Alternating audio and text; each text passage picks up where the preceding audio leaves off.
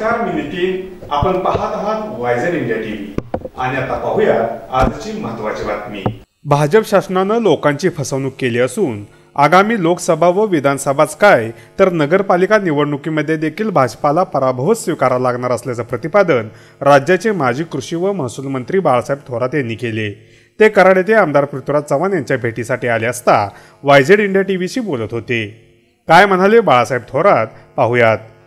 एकंदर देशामध्ये लोकसभेच्या निवडणुका आलेल्या आहेत आणि वातावरण मला असं वाटतंय की BJP सरकारविरुद्ध, ज्याला मोदी सरकार म्हटलं जातं, त्यांच्या विरुद्ध वातावरण पूर्णपणे गेलेलं आहे. जनता पूर्णपणे नाराज स्थिती मला दिसते आहे.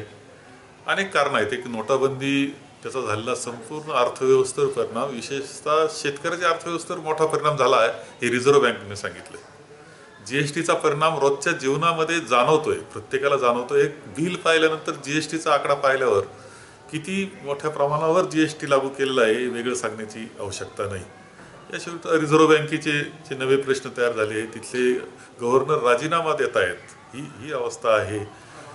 या सगळ्या CBIचे जे प्रश्न निर्माण झाले आहेत, सुप्रीम कोर्टच्या संदर्भातले काही चर्चा मध्यंतरीच्या कालखंडामध्ये झाल्या, हे सगळ्या व्यवस्था ज्या आहेत आज महत्त्वाच्या, ज्याच्यावर आधारित संपूर्ण लोकशाही आहे, त्या मोडून निघत असताना आपल्याला दिसत आहेत आणि याचा परिणाम सर्वसामान्य जनतेवर झालेला आहे आणि जनता यावेळेस निर्णय घेईल आणि ती काँग्रेसच्या बाजूने घेईल असं माझं स्पष्टपणे मत आहे.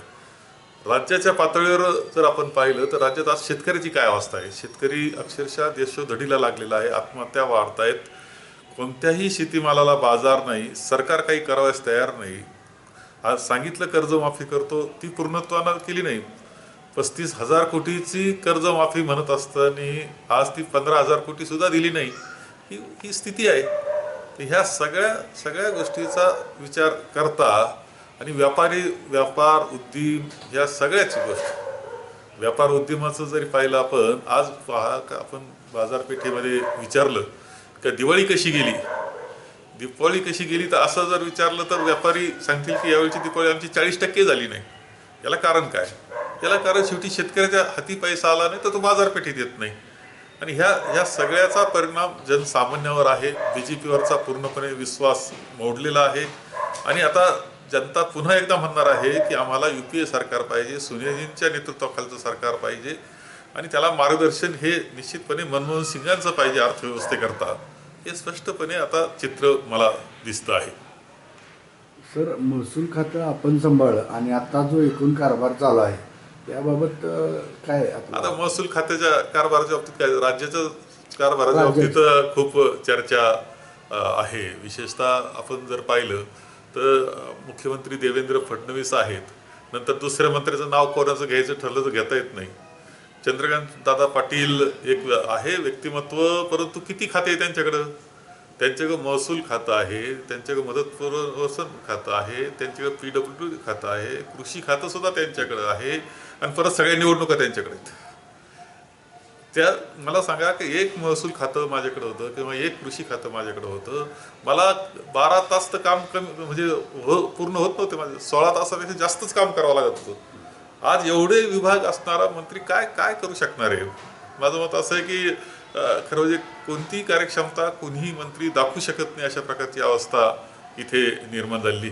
आणि त्यापेक्षा महाराष्ट्र राज्याचं दुर्दैव मला याच्यामध्ये दिसतं, या 4 वर्षात 4.5 वर्षात होतील त्यामध्ये, की कृषी विभाग हा खूप महत्त्वाचा विभाग आहे. महत्त्वाचं म्हणजे महाराष्ट्राचं बेसिक काय आहे, कशाच्या आधारित आपण कृषीप्रधान म्हणतो, त्या राज्याला कृषीप्रधान, देशातल्या या कृषीप्रधान राज्याला मंत्री नाही 4-4.5 वर्ष.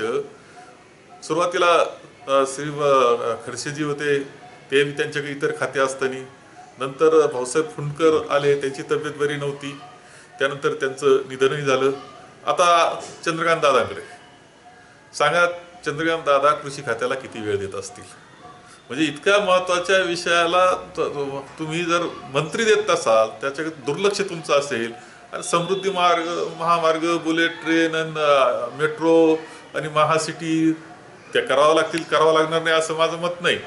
परंतु ज्याच्या आधारावर शहरं चालतात त्या शेतकऱ्यावरच तुमचं दुर्लक्ष आहे. अर्थव्यवस्था चालते कशावर? देशाची अर्थव्यवस्था शेतकऱ्यावर चालती, शेती धंद्यावर चालती. मान्सून कमी झाला तर शेअर बाजार का कोसळतो? याला खरं शेती अडचण येत असते. म्हणून ही जर स्थिती असेल तर ही अत्यंत दुर्दैवी स्थिती आहे आणि याचा सगळा परिणाम या निवडणुकांमध्ये दिसणार आहेत.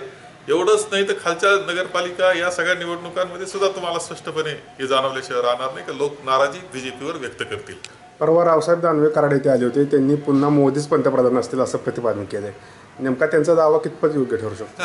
खरं म्हणजे आता तो बिचारा काय करणार? अध्यक्ष आहे पक्षाचा म्हणल्यावर मोदीच पंतप्रधान म्हणण्याशिवाय त्यांना काही पर्याय नाहीये. परंतु देश पातळीला सुद्धा मोदींबद्दल आता ती इमेज राहिली नाही जी आश्वासनं दिली होती. 2 कोटी रोजगार असेल, हे असेल. आज काय चित्र काय दिसते? राफेलच्या प्रश्नाला अजूनही त्यांनी उत्तर दिलेलं नाही. एक अविश्वासाचं वातावरण तयार खरं त्यांनी दूर केलं पाहिजे. त्यांनी विश्वासात घेतलं पाहिजे जनतेला. का लपून ठेवतायत सगळं?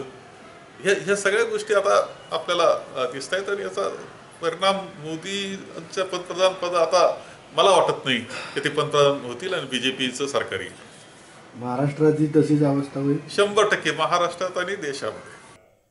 भारतीय जनता पार्टी जनतेला खोटी आश्वासनं देऊन दिशाभूल करीत आहे. परंतु सुज्ञ जनता या निवडणुकीत भाजपचा पराभव करेल असाही विश्वास बाळासाहेब थोरात यांनी व्यक्त केला आहे. YZ India TV, Karad. ही होती आजची महत्त्वाची बातमी. आपल्या परिसरातील ताज्या घडामोडी जाणून घेण्यासाठी आत्ताच आपण YZ इंडिया TVला सबस्क्राईब करा व नोटिफिकेशन बेलवर क्लिक करून आमच्या नवनवीन अपडेट मिळवा. नमस्कार.